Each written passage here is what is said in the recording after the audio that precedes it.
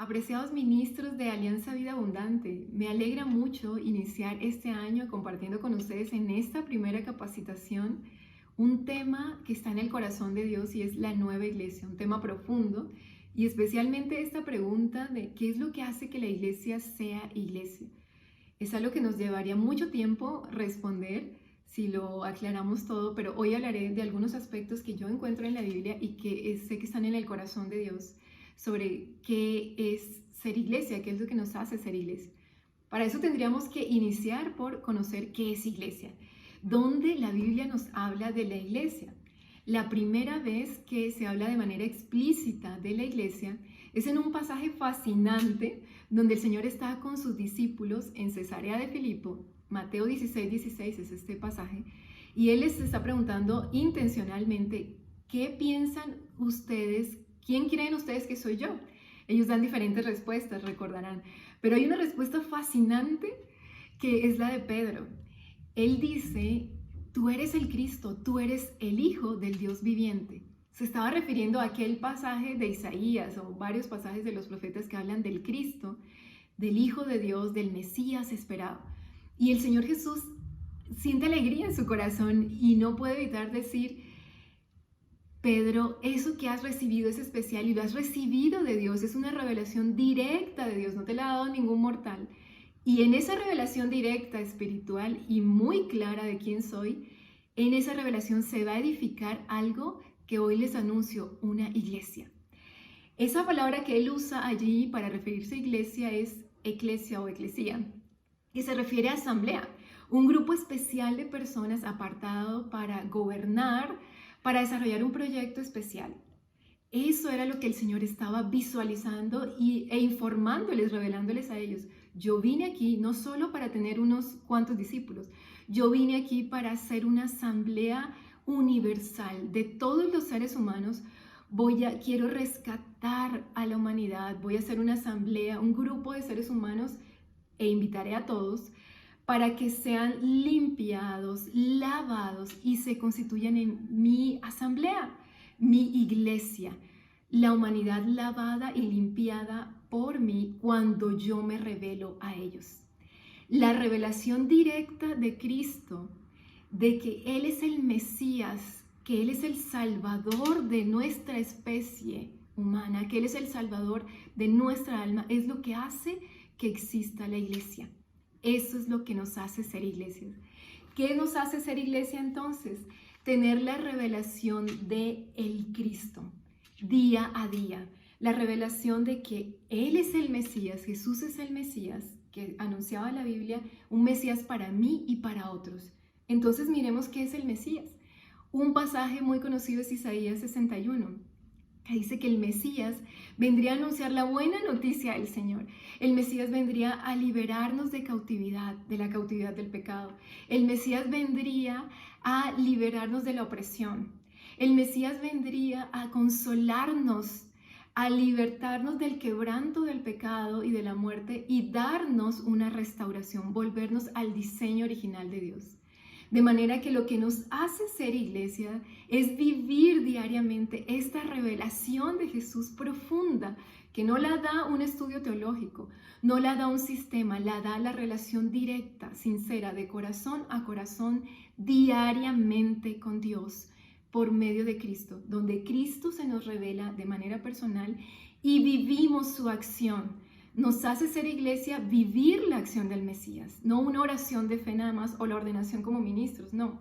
Vivir en nosotros la realidad de un Cristo que libera del pecado, de un Cristo que nos sana, que nos consuela y que nos llena de Él para ser unos embajadores con la evidencia en nosotros del carácter de Cristo. Jesús nos transforma y nos lleva al diseño original.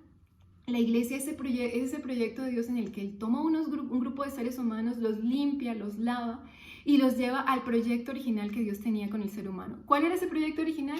Génesis 1:27. El proyecto de Dios, el plan de Dios era crear seres humanos y los creó para que fueran su imagen y semejanza. Los teólogos dicen que esa imagen y semejanza se refiere a que los seres humanos sean la expresión del carácter de Dios. de la bondad de Dios, de la santidad de Dios, de la pureza de Dios, de la transparencia y la autenticidad del Señor. Que el mundo pudiera ver, la creación pudiera ver ese carácter de Dios en nosotros, así como en el cielo vemos la gloria de Dios. De manera que nos hace ser iglesia regresar a ese diseño. Y regresamos a ese diseño ¿cómo? Conociendo diariamente a Cristo de manera íntima y personal y disfrutando su acción de transformación en nuestro carácter para revelar el carácter de Cristo, que las nuevas generaciones están necesitando y nuestras sociedades están necesitando ver. Entonces la iglesia así se convierte en lo que el Señor Jesús dijo en Mateo 5, 13 al 16. Ustedes son la sal que quita la corrupción, que quita el pecado, porque viven en mi santidad.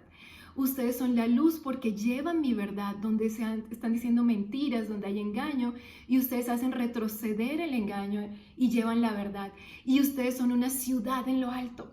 Están hechos mi asamblea para gobernar, para llevar mi verdad y sanar a las naciones y atraerlas a mí, el verdadero Dios, el verdadero Rey y gobernante. Eso nos hace ser iglesia, como una ciudad en lo alto, una asamblea en lo alto. Por último, lo otro que nos hace ser iglesia es lo que el Señor anunció en Hechos 1:8. No pueden hacer mi labor, no pueden ser mi iglesia si no reciben poder del Espíritu Santo. Nos hace ser iglesia, recibir diariamente el poder, la llenura del Espíritu Santo. Cuando los apóstoles recibieron esto en Hechos 2, allí comenzaron a hacer su labor de iglesia y se convirtieron en una sociedad, una comunidad influyente, respetada, dice la Biblia, en su época. Muy influyentes como una ciudad en lo alto, porque solo con el poder del Espíritu Santo podemos llevar este evangelio, este mensaje del Mesías. Recordemos, el mensaje de Dios, el mensaje que tenemos, no lo podemos llevar sin poder.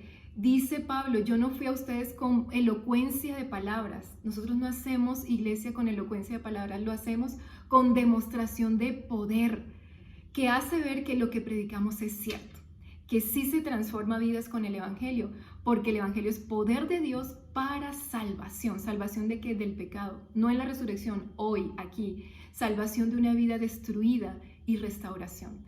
Entonces nuestra vida refleja eso y nos llenamos de poder para llevar ese evangelio. Sin el poder del Espíritu Santo no somos iglesia. Y dice Pablo en 1 Corintios 4:20 que el reino de Dios consiste en vivir en el poder de Dios. De manera que necesitamos el poder del Espíritu Santo para ser iglesia. Y el último elemento que encuentro o que hoy quisiera compartir es que nos hace ser iglesia, estar sujetos al liderazgo del líder de líderes, Jesucristo.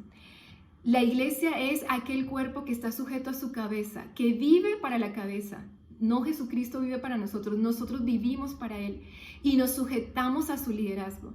No promovemos nuestro liderazgo personal o algún liderazgo humano, promovemos el liderazgo de Cristo, porque es el liderazgo de Cristo el que va a sanar a las naciones. Hoy hay una crisis de liderazgo bueno, santo, íntegro, y el líder que las naciones necesitan es Cristo. Lo vemos en el Salmo 2, y nosotros somos los embajadores de ese líder que es Cristo. Somos su cuerpo, dice Efesios 1:23, y somos la plenitud de aquel que lo llena todo en todo.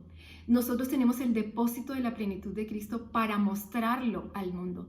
Así que, ¿qué nos hace ser iglesia? Estar sujetos al liderazgo de Cristo y promover el liderazgo supremo y absoluto de Cristo, el líder bondadoso que sana y libera a las naciones. Yo pido a Dios que podamos comprender esto. Cuando yo leí esa escritura de Efesios 1:23, la creí y viví una experiencia impresionante. Me encontré yendo hacia una reunión de la iglesia con una persona que había fallecido y la rodeaba mucha gente, tenía más de 1 hora y media de haber fallecido, y el Espíritu de Dios vino a mí y me dijo, acabas de leer Efesios 1:23 y sabes que tú eres mi iglesia y que tienes mi plenitud. ¿Qué vas a decidir? ¿Irte a la iglesia o hacer iglesia?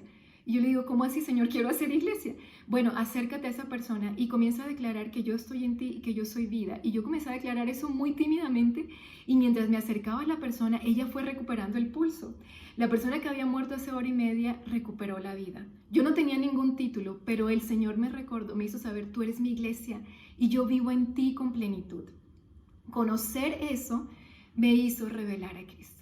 Así que hoy yo ruego que la plenitud de Cristo sea revelada a nuestros corazones y seamos la iglesia de Cristo. Bendiciones.